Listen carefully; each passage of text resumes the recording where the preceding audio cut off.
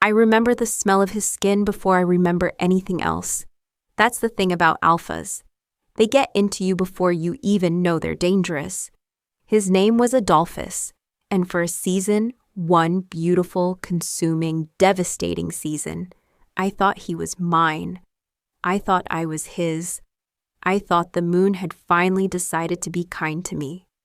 I was wrong. Here's what I know now that I didn't know then. Love can be a strategy. A claiming can be a transaction. And the man who holds you at night can be the same man who prices you by morning. I'm not telling you this story in a straight line. I can't. Because that's not how I lived it. I lived it in pieces, in flashes, in moments that only made sense after the damage was done. So that's how you're going to receive it. In fragments, some early, some late, some from places I still don't fully understand. But every single piece matters. Every single one. And there's a name I hadn't heard before all of this. Bardolph. The enemy. That's what they called him. That's what Adolphus called him. With this particular coldness in his voice that I mistook for authority. I didn't ask questions. That was my first mistake. I woke up in a place I didn't recognize. Silk sheets, stone walls, the distant sound of wolves that weren't his wolves. And standing at the window with his back to me, a man who was supposed to be my captor. And he didn't look at me like a prize. He didn't look at me like property. He slid a folder across the table without a single word. My name was on the first page. Adolphus's signature was at the bottom, and the date was what broke something open inside me. Because it was weeks before he ever told me he loved me. This is a story about power, about what it looks like from the inside when you're standing too close to it. It's about wolves and wanting and the kind of betrayal that wears a beautiful face. But more than anything, this is a story about what happens when the puzzle finally comes together, when the last fragment falls into place, and you realize the picture looks nothing like what you were told. Stay with me. Because we're just getting started. And trust me, nothing is what it seems. I remember his hands, not his eyes, not his voice. His hands, that's where it starts. And that's where it always starts when I try to go back to the beginning of this thing. Back to the moment everything cracked open and showed me what was underneath. His hands, long fingers, steady grip. The kind of hands that look like they were built for protection. I trusted those hands. That was the problem. Fragment unknown, timeline unclear. Before or after, I still can't place it. The room is dim when I see it. Not dark, dim, like someone turned the light down on purpose. Like the world itself was trying to soften what was about to happen. There's a desk. Adolphus is standing over it. And he's writing, that's all, just writing. Pen moving across paper, slow and deliberate, the way he did everything. The way he moved through a room, the way he spoke. Like time belonged to him personally, and he'd never once been rushed by anything. I can't see his face from where I'm standing, but I can see his hands, and something about them stops me. It freezes me right there in the doorway. I don't call his name, I don't move, I just watch. And my wolf, the part of me that lives just beneath the surface, the part that knows things before my mind catches up. She goes very, very quiet. Not calm. Quiet. There's a difference. Calm is peace. Quiet is warning. Here's the thing about being a she-wolf in love with an alpha. You spend a lot of time translating. His silences, his moods, and the particular way his jaw tightens when something displeases him. You become fluent in a language that was never designed to be kind to you. I was fluent in Adolphus, or at least I thought I was. I had studied every version of him. The version that laughed with his whole chest. The version that stood at the edge of his territory at midnight, like he was daring the darkness to come closer. And the version that pressed his forehead against mine after acclaiming and said words that felt like they were stitched directly into my bones. I knew him. I knew him. Except I was standing in that doorway watching him write, and my wolf was screaming without making a single sound. And I didn't know this version at all. He finishes writing, caps the pen, folds the paper once, twice, and then he does something that lives in me still. Something I carry like a stone behind my ribs every single day since. He exhales, not with stress, not with hesitation, with relief.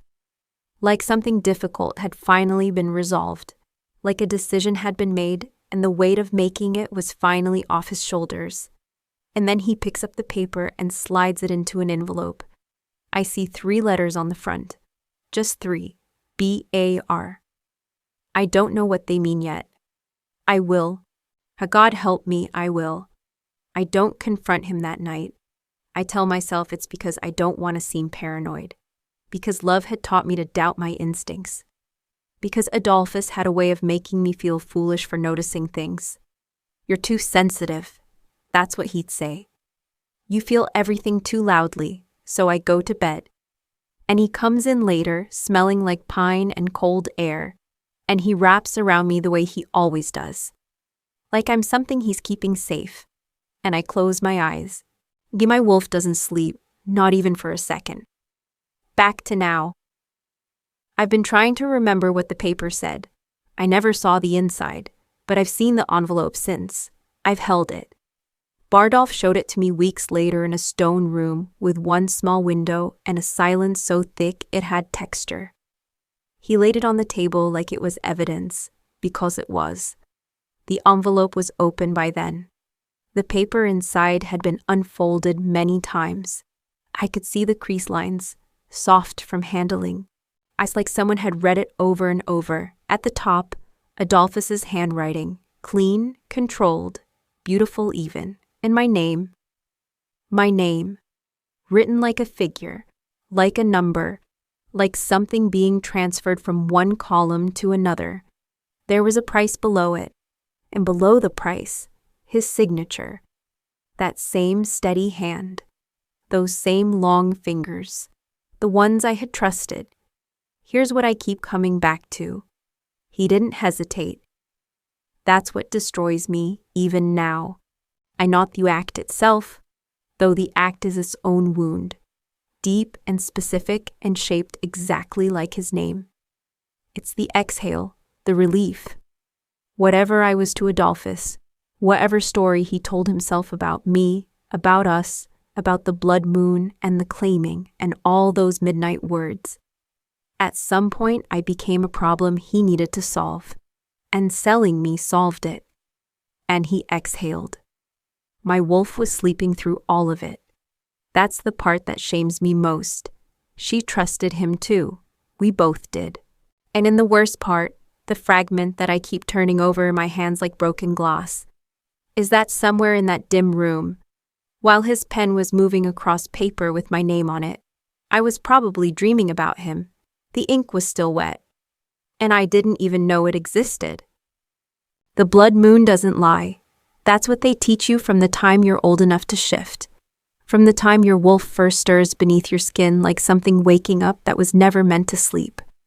The elders say it with such certainty, such bone-deep conviction, that you never think to question it. The blood moon doesn't lie, but nobody ever told me that the alpha standing beneath it could. The night was enormous. That's the only word for it. And the sky above Adolphus's territory stretched out like something alive, deep and red-tinged at the edges where the moon bled into the horizon. The pack had gathered in the clearing. Every wolf, every bloodline represented, every rank in its rightful place. And Adolphus stood at the center of all of it, like he was born there, like the clearing existed because of him. He wore no title that night. He didn't need one. Power like his doesn't require announcement. It simply is. You feel it before you see him. A pressure in the chest, a shift in the air. Even the trees seemed to lean slightly inward, like they were listening. His pack surrounded him like a living thing, breathing together, moving together, eyes catching moonlight in that particular way that makes wolves look like they belong to a different world entirely. Because they do. We do. I was standing at the outer ring, new to the territory, new to the pack, are still learning which wolves to greet with eye contact and which ones to approach with my chin slightly down. Still finding the invisible architecture of hierarchy that every pack builds around itself. The rules nobody writes down because everyone is simply expected to already know them. My bloodline was strong. That much at least I had. Old lineage, deep roots, the kind of wolf ancestry that makes alphas pay attention whether they intend to or not. Adolphus paid attention. Across that entire crowded clearing, across ranks and bloodlines and the thick ceremonial smoke the elders burned at the moon's peak. He found me, just looked straight at me, like I was the only still thing in a moving world. And my wolf, she rose, not in aggression, not in fear, in recognition. That terrified me more than anything else could have. He came to me after the ceremony, not immediately. And Adolphus was never a man who moved with urgency. Urgency implied that something existed powerful enough to rush him, and nothing did. He spoke to his beta first. Acknowledged 3 pack elders with the particular nod that means I see you and you're standing. Accepted a drink. Laughed at something with his head tilted back. Completely unguarded, completely at ease. And then he walked toward me like he'd always been planning to. Like I was simply the next thing on a list. Right, your bloodline is Marin, he said. Not a question. I told him yes. He looked at me for a long moment, really looked, the way alphas do when they're reading something beneath the surface. And then he said quietly, almost carefully, "You smell like someone the moon chose a long time ago." I should have asked him what that meant. I didn't. I just felt my wolf settle into a warmth she hadn't felt in years. And I smiled. The claiming happened 6 weeks later. I want to be precise about that. 6 weeks of him finding me in rooms. 6 weeks of his hand at the small of my back during pack gatherings. 6 weeks of long walks along the territorial border, where he spoke about legacy and bloodlines, and what it meant to build something that outlasted you. He was magnetic in a way that felt almost unfair. You couldn't be in his presence and remain entirely yourself. Something about him pulled at the edges of you, not violently, not forcefully, just steadily. Met like a current running beneath still water, my wolf adored him, every single cell of her. And when he finally stood before me under a second blood moon, with his pack witnessing and his eyes holding mine with that devastating steadiness. When he pressed his wrist to mine and let our pulses synchronize the way claiming requires. When he spoke the old words in the old language that the pack elders hadn't heard spoken with that kind of weight in over a decade, I howled. From somewhere so deep it didn't feel like sound. It felt like surrender. The pack witnessed, all of them. Rows of wolves standing in ranked formation, moonlight catching their eyes, the energy of a true claiming moving through the clearing like electricity through water. A claiming is sacred. It's a bond, a declaration to every wolf in every bloodline, for miles in every direction. It means she is mine, and I am accountable to her existence. That's what it means. That's what it has always meant, except somewhere in that same week, I know this now, Bardolph's folder told me, the dates don't lie. Somewhere in those same 7 days that Adolphus was preparing the old words and the ceremony and the blood moon ritual. He was also preparing the envelope. My name. A price. A signature. Relief. A claiming and a transaction. Running parallel. Like 2 rivers that looked separate but fed from the exact same source. As he claimed me before his pack with the old words, and he sold me before the ink dried on our bond. Here's what nobody tells you about alphas who betray. They're not cold when they do it. That's what you expect. Coldness, distance, some detectable shift in the energy between you. Some moment where the mask slips and you catch a glimpse of the calculation running beneath the warmth. Adolphus never gave me that moment. He was warm all the way through. His hands were warm. His voice was warm. The way he said my name in the dark, like it meant something specific to him, like it was a word he'd invented. That was warm too, the warmest cage I've ever been in. I didn't feel the bars until I was already sold. My wolf should have known. She carries that. We both do. A claiming is supposed to activate every instinct, every layer of wolf perception sharpened to its finest edge. You're supposed to know your alpha after a claiming, know his truth, his intention, on the full landscape of who he is beneath the rank and the power and the beautiful, terrible surface. She knew something, that quiet again, that warning quiet beneath all the warmth. But I had spent 6 weeks learning to translate his silences as safety. So I translated wrong. And my wolf, who had risen so fully, so completely, so devastatingly under that blood moon, went back to sleep. Right inside the lie. The first thing I register is the silence. And not the silence I know. The kind that crouches in Adolphus's pack like a flogged wolf waiting for the next command. Not the silence that means be small, be still, be nothing that draws attention. This silence is older than that. Rooted. The kind that belongs to a forest that has never once been told to apologize for existing. My wolf stirs before my eyes fully open. She doesn't surge, and she doesn't claw toward the surface the way she does when danger is close and the body needs to split open and run. She simply lifts her head, slow, curious, the way a wolf does when a scent arrives that doesn't match any story she's been told. I catalog myself the way my mother taught me before I understood why daughters of certain bloodlines needed to know how. Wrists, throat, ankles, spine. I check for restraint the way a she-wolf checks for wounds after a hunt. Methodical and unsentimental, because sentiment is a luxury and I have already spent mine. Nothing, no silver, no chains, no collar pressed against the pulse of me. The rage that floods in is almost indistinguishable from relief, and I have learned to distrust them both equally. The room holds me in raw timber and ember light, in the scent of pine resin so thick it feels structural.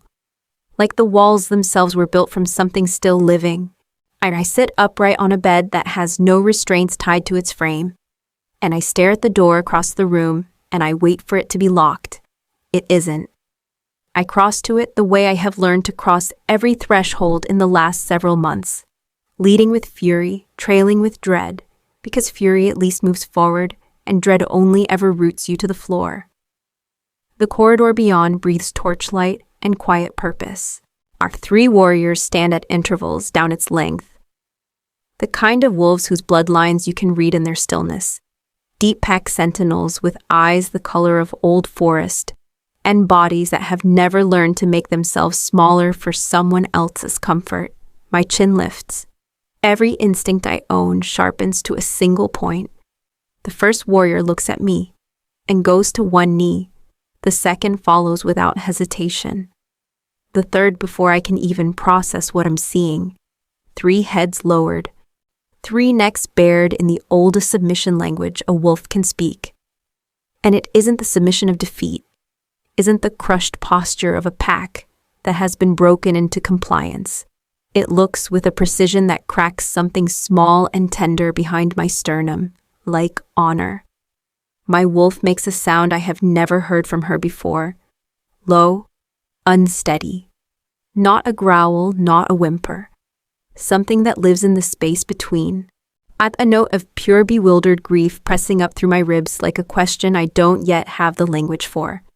Why are you bowing to me? I walk the corridor anyway. I walk it like the enemy territory it is, because I cannot afford to forget where I am simply because the air here doesn't taste like fear. Bardolph's name in Adolphus's mouth was always a weapon.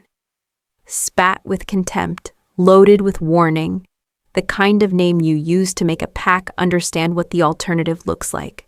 Obey, or you end up on Bardolph's land. as if his territory were a consequence, as if his bloodline were a punishment. The great hall finds me by warmth before I find it by sight. A meal waits at the long oak table. Not the architecture of power, not the towering display Adolphus arranges to remind every wolf in the room who controls the plenty.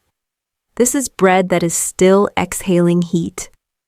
A bowl of something herb dark and honest, a single candle burned low, patient in a way that feels almost personal. I'd like it expected the wait and made peace with it. I sit, I eat. I resent how real it tastes, because every real thing I have been handed recently had a contract beneath it. I wasn't shown until the ink was already dry and the door was already locked. Bardolph himself does not appear. No performance of arrival. No alpha entrance engineered to remind me of the power differential between us. The fortress moves around me the way a healthy pack moves, with purpose, not theater. And then somewhere deeper in the stone, past corridors I haven't mapped yet, I hear pups. Their voices carry a specific frequency, joy with no ceiling on it. The unbridled, reckless happiness of small wolves who have never learned to silence themselves in their own home.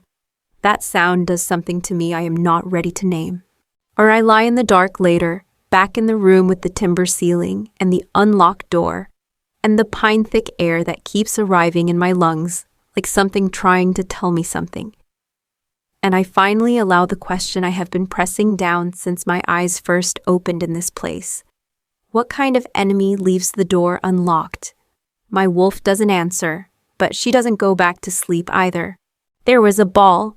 That's where every story like mine begins, isn't it?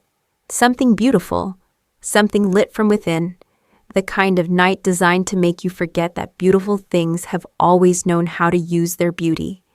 I wore my mother's earrings. I remember that detail more than I remember getting dressed, more than I remember the drive, the gates, the grand entrance of Clearwater Pack's winter gathering. The earrings were small, silver-threaded moonstone. And then my mother pressed them into my palm 3 hours before she died and said these will know when to protect you. I didn't understand her then. I'm still not sure I understand her now.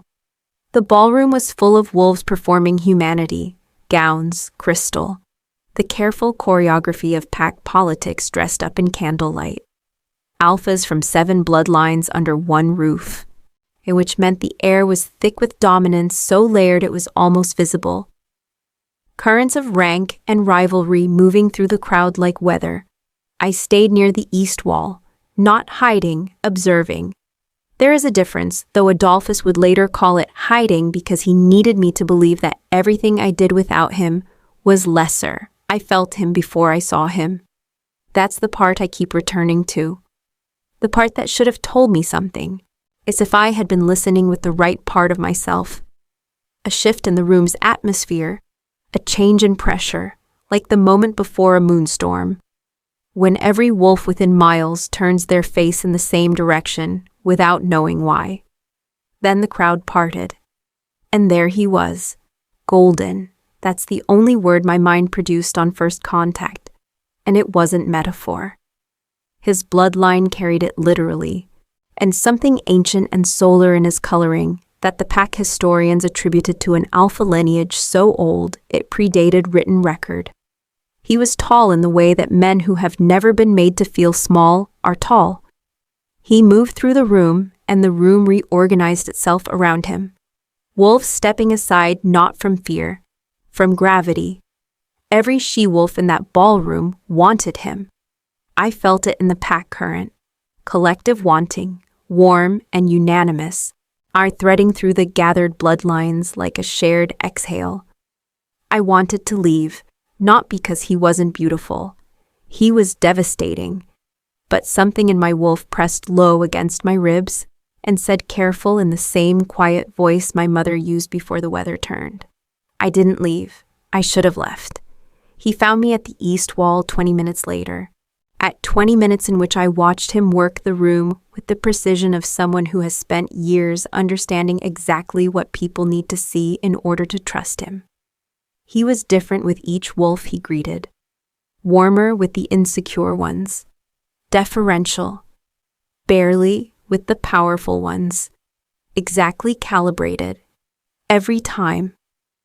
He stopped in front of me, and his eyes were the color of deep amber, and his smile arrived slowly, like he was letting me see it being built. "You're the only one in this room who looked at me like you were deciding something," he said. His voice was unhurried, certain. The voice of a wolf who has never once doubted that the space he occupies is rightfully his. I find that either very brave or very dangerous. I haven't decided which. "I'm hoping you'll give me the time to figure it out," my wolf said, careful again. I said, "That depends on what you do with the answer." He laughed. Low and genuine and perfectly timed. And I felt the sound of it move through me the way pack bonds move. Not through the mind first, but through something older, deeper. The part of a wolf that responds before the thinking part can intervene. That was his real gift. Not the beauty, not the bloodline. Not the golden gravity that rearranged rooms. It was the timing. He always knew exactly when to laugh, exactly when to go quiet, or exactly when to look at you like you were the only wolf in 7 packs who had ever said anything worth hearing. I didn't fall that night. Falling takes time, takes repeated exposure, takes a slow accumulation of moments that each seem harmless in isolation. But that night at the east wall, that was the edge. And I had no idea I was already standing on it.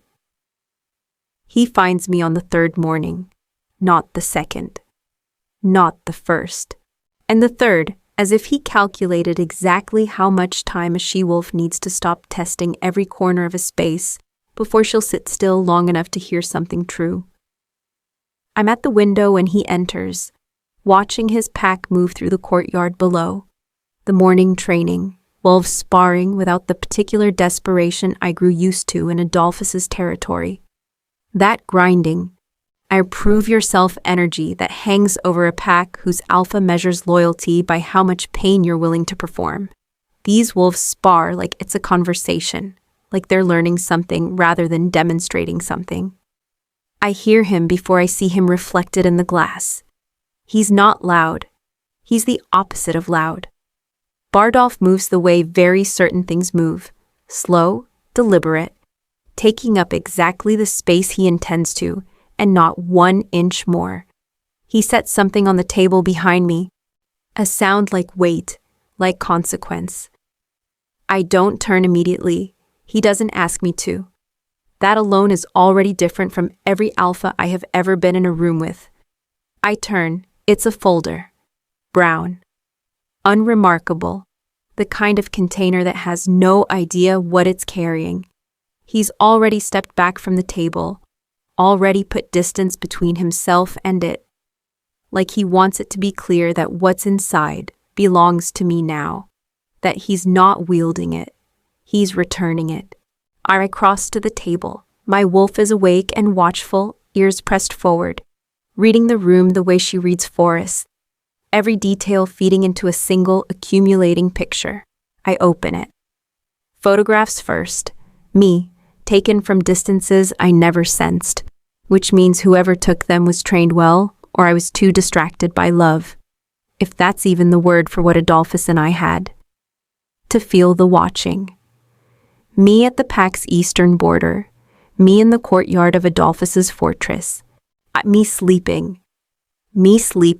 I set that one face down. Contracts next. Dense language. Pack law terminology layered thick enough to obscure the architecture of what's actually being arranged. But I have my mother's eyes for documents, and my mother's patience for the parts people bury in the middle where attention wanders. I find my name on the 4th page, then a number, circled in red. And then I look at it and feel almost nothing because the numbers are abstract. An abstraction is a mercy my mind is apparently offering me in real time. Then I find the date, and the mercy stops. He filed the transfer paperwork 8 days before the Clearwater ball, Bardolph says from across the room. His voice is flat, not cruel. the flatness of someone delivering a truth they wish were different. You were already sold before he ever learned your name, before he crossed the room, before he smiled at you for the first time. All of it, every moment after, was a managed transaction. The room doesn't move. I don't move. 8 days before the ball, before the east wall, before the amber eyes and the slow smile, and the voice that said, "You're the only one in this room who looked at me like you were deciding something." Before the blood moon claiming, before 6 weeks of learning to translate his silences as safety. Before all of it, I was already purchased, which means the laugh was rehearsed. The timing, that perfect, disarming timing I mistook for genuine delight, was professional. Every calibrated moment of warmth, every look that made me feel singular and seen, was the work of a wolf who already knew the ending and was simply managing the middle.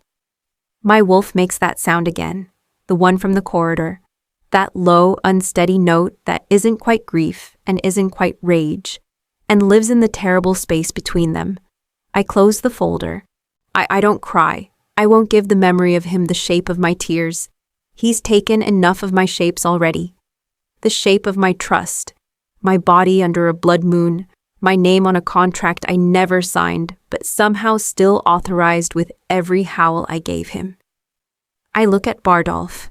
He's watching me with the careful stillness of a wolf who understands that some moments require witness, not response. He isn't leaning forward, isn't filling the silence with reassurance or strategy or the particular performance of sympathy that people use to make themselves feel useful inside someone else's devastation. He's just there, present, steady, asking nothing, and somehow that simple, just standing there, is the most destabilizing thing he's done to me yet. Because I don't know what to do with a wolf who gives you the worst truth of your life and then just quietly makes room for you to survive it. I don't have a translation for that. Not yet. I keep returning to that folder, not the photographs, not even the contract, the date. That small, precise number that rearranged everything I thought I knew about the last several months of my life. I sit with it the way you sit with a wound that hasn't fully announced its depth yet. Still, cautious, waiting to understand how serious this is. 3 weeks before the transaction. That's where my mind keeps landing.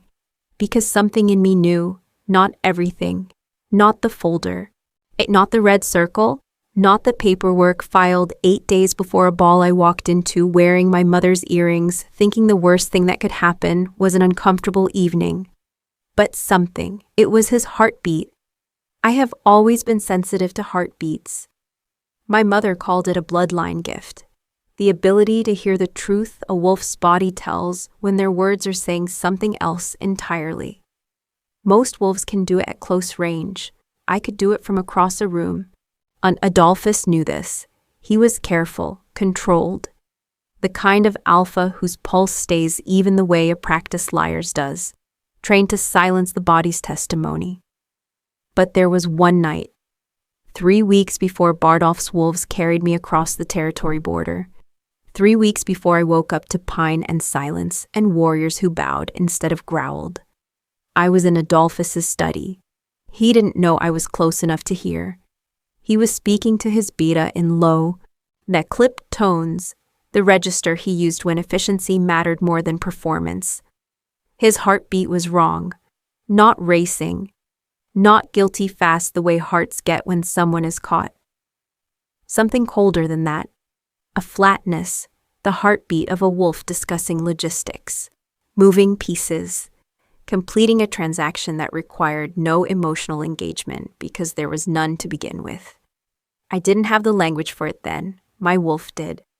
She surged so fast I was through the side corridor and into the night before my mind fully caught up with my legs.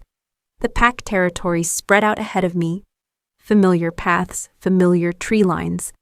The eastern border I had mapped in my first 2 weeks out of sheer survival instinct. My wolf locked onto it like a compass finding north. I was fast. I have always been fast. Another bloodline inheritance my mother mentioned once and never fully explained. I almost made it. And the beta came from my left, not chasing, already positioned, which meant the exit was anticipated, which meant the path I thought I had mapped privately, quietly, in the careful architecture of my own mind, had already been noted and accounted for. He didn't hurt me. That's the detail that confused me most in the moment. No force beyond what was necessary to stop my momentum. He simply stepped into my path and held his ground and looked at me with an expression I couldn't read. Not triumphant, not cruel. Almost apologetic, almost. Adolphus arrived 4 minutes later. Unhurried, still dressed impeccably, not a wolf who had run. A wolf who had been informed and walked. He took my face in both hands, pressed his lips to my forehead. Slow, tender, the full performance of a mate whose heart broke at the sight of his she-wolf frightened and fleeing. A misunderstanding, he said. His heartbeat was perfect. Even, warm, completely controlled. Whatever I had heard in that study had been packed away and sealed and replaced with the version of himself he needed me to accept. And my wolf, who had surged so completely, so urgently, who had nearly carried us both across that border to something unknown but instinctively preferable to what we were running from, went quiet. Not convinced. I need to be precise about that. And she was never convinced. But she was tired, and he was warm. And the alternative was a dark border and an unknown territory, and a name, Bardolph, that had been made to sound like a consequence. So she went quiet, and I let him lead me back inside. That is the part I carry heaviest now. Not that I was caught, not even that the exit was already anticipated and covered before I reached it. It's that I heard the truth with my own bloodline gift, and chose the lie anyway. Because it was warmer, for his spot. 7 nights. That's how long it takes me to stop sleeping with my back against the wall. Not because I trust this place. Trust is a thing I am currently rebuilding from the foundation, and foundations take longer than 7 nights. But the body has its own accounting system, separate from the mind's caution. And then after 7 consecutive nights of hot meals and unlocked doors and the particular silence of a fortress that isn't afraid of itself, the body makes adjustments. It loosens, slightly, against my permission. I notice the patterns first because patterns are safer to study than people. Every morning, water arrives outside my door before I wake. Warm, with something herbal folded into it that my wolf recognizes as a pack remedy for stress fatigue. It's something given to warriors returning from long hunts. Something that says you have been carrying too much for too long without saying it aloud. Every evening the meal is different. Not randomly different, intentionally different. As if someone is paying attention to what I finish and what I leave, adjusting accordingly. Last night there was no meat. The night before I had left the meat untouched. Tonight there is fruit I haven't seen since my mother's kitchen. Something so specific to my bloodline's regional origin that its presence here, in Bardolph's fortress, in the middle of enemy territory, stops me completely. I stand over the table for a long time. My wolf lifts her head and says nothing, just watches, the way she's been watching everything in this place. Not with the flattened wariness she wore in Adolphus's pack, that permanent bracing for the next correction. With something more like attention, but like she's gathering information she intends to use. I eat the fruit. I hate how much I needed it. Bardolph himself moves through my days like weather, present in effect, rarely in person. I hear him. The pack responds to him the way a healthy pack responds to a true alpha. Not with the nervous recalibration of wolves who must constantly read his mood to know if they're safe, but with something steadier. Orienting. The way wolves orient to the moon. And not from fear of its pull, but from genuine, bone-deep recognition. On the 8th night, he comes to the doorway. Not inside. The doorway. As if the threshold is a boundary, he's decided requires my permission to cross. He leans against the frame, arms loose, nothing performed about his posture. and watches me at the window the way he watched me receive the folder. Bearing witness without demanding anything from the witnessing. I turn. We look at each other for a moment that has more information in it than most conversations I've had in months. Then I ask the question that has been collecting in me since the first morning. What kind of enemy does this? I don't phrase it as a question. It doesn't need the inflection. We both know what I'm asking. He's quiet for long enough that I think he won't answer. Then he goes, I bought the contract to end it, not to honor it. Adolphus has been selling wolves from your bloodline for 11 years. 11 years of packs like mine, receiving the paperwork, the transfers, the legal pack law language that makes it look like an alliance arrangement. I've refused everyone. You were the first he sent that I couldn't simply reject and return, because returning you to him meant returning you to a cage with better furniture. So I kept the contract. And I kept you. Not because I own you, because he was going to find someone else who would. He pauses. His eyes don't move from mine. I don't expect you to call that rescue. I'm aware of what it looks like from where you're standing. The room holds that for a moment. 11 years. Wolves from my bloodline. Plural. Not an arrangement. Not a political transaction dressed in pack law language. A system. Sustained. Deliberate. The kind of operation that requires patience and infrastructure. And an alpha willing to spend years perfecting the appearance of legitimacy. I think about the ball. The 8 days. The contract filed before he learned my name. I think about the beta already positioned at my exit. The path I thought was secret, already mapped and covered before I reached it. 6 weeks of a warmth so precisely calibrated, it never once felt like calculation. I think about the blood moon claiming, the pack witnessing, my wolf rising so completely, so devastatingly, our howling for a male who had already signed her over and was simply managing the timeline. The full picture assembles slowly, the way the worst pictures do, not all at once, because all at once would break something that couldn't be repaired. Piece by piece, each fragment clicking into place with the quiet, terrible patience of truth that has been waiting for you to be ready. Adolphus wasn't a lover who betrayed me, and he was a captor who added the lover performance to make the cage more efficient. Every act of tenderness, a tool, every moment of warmth, a management strategy. The claiming itself, the most sacred bond in pack law, used as a mechanism of control dressed in moonlight and witnessed by a pack who either didn't know or didn't say. And Bardolph, whose name was spoken in Adolphus's pack like a warning, whose bloodline was described as dangerous, hostile, fought the thing you threatened difficult wolves with when compliance was wearing thin.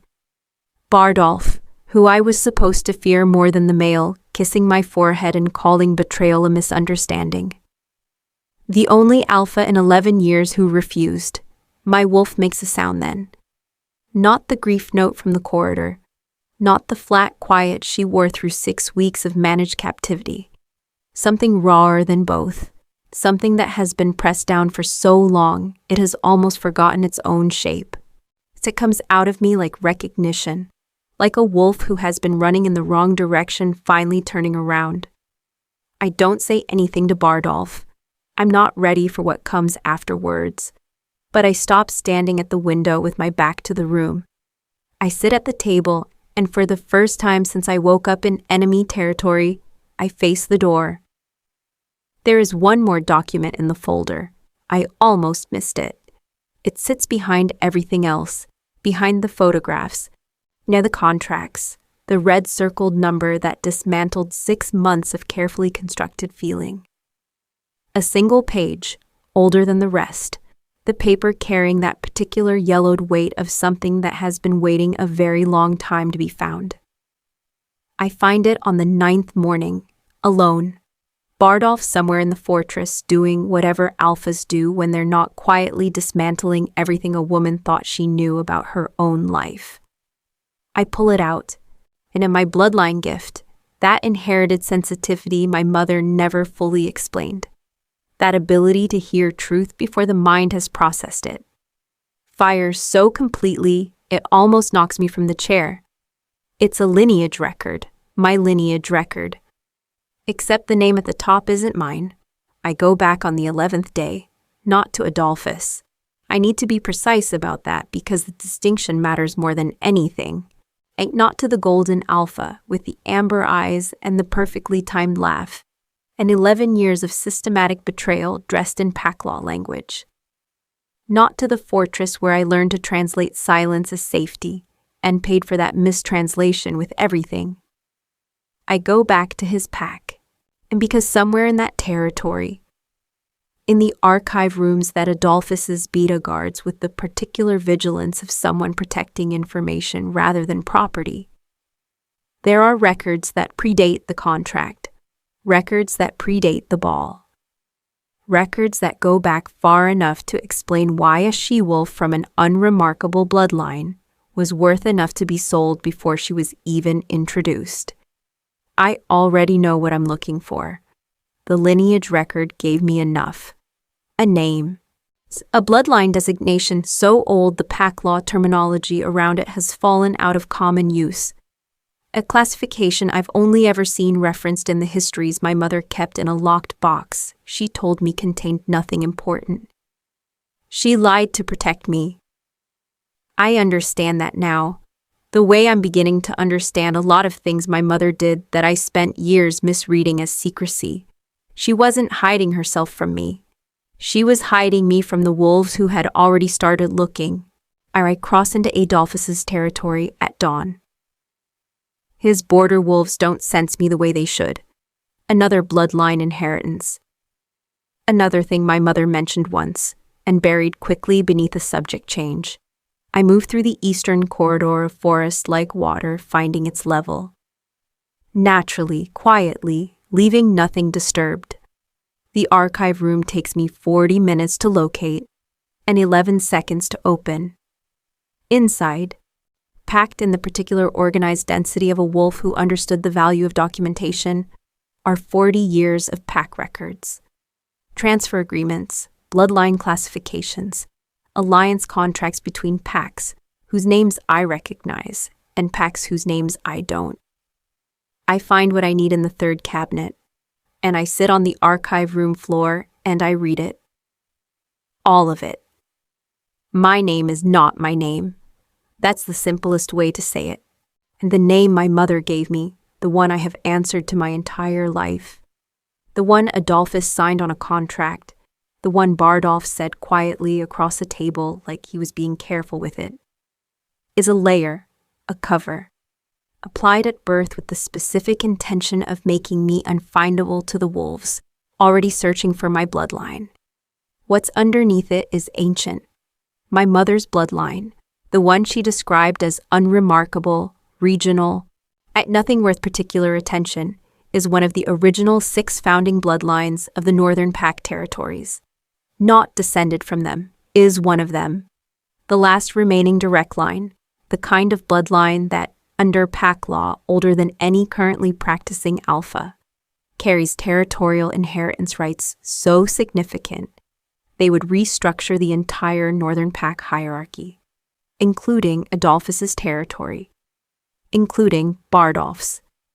Suddenly, both alphas make terrifying, perfect sense.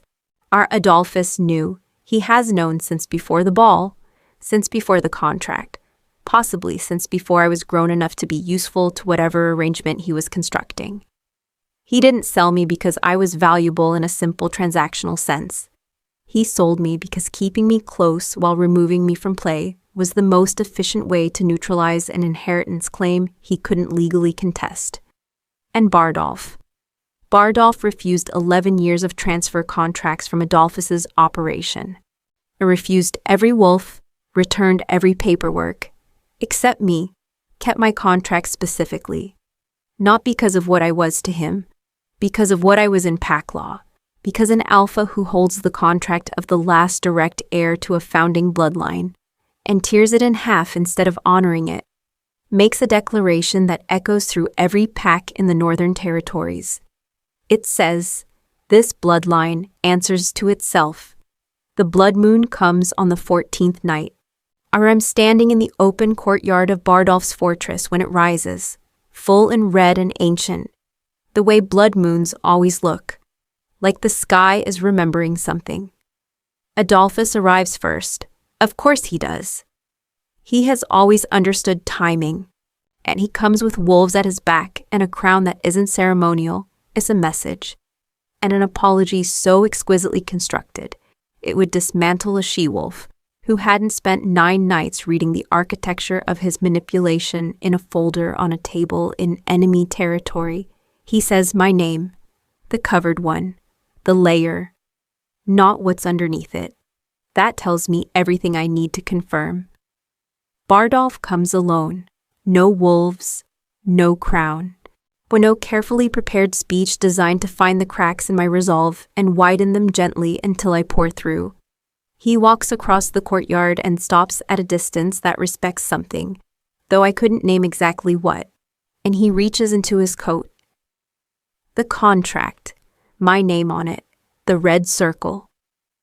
The date that dismantled 6 months of managed feeling in a single moment of focus. Torn in half. He sets both pieces on the ground between us and steps back, says nothing. And because Bardolph doesn't lie, and he doesn't perform, and he has apparently decided that everything he needs to say, he already said in 11 years, of refused contracts and 1 unlocked door. My wolf already knows. She knew in the corridor when the warriors bowed.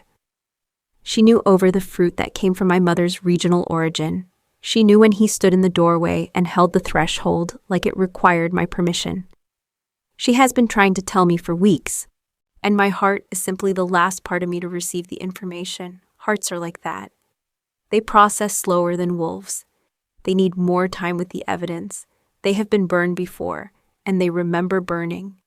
But standing here under a blood moon, with the torn contract at my feet, and Adolphus's crown catching the red light like something that was always meant to be a warning, my heart catches up, and here is where I leave you.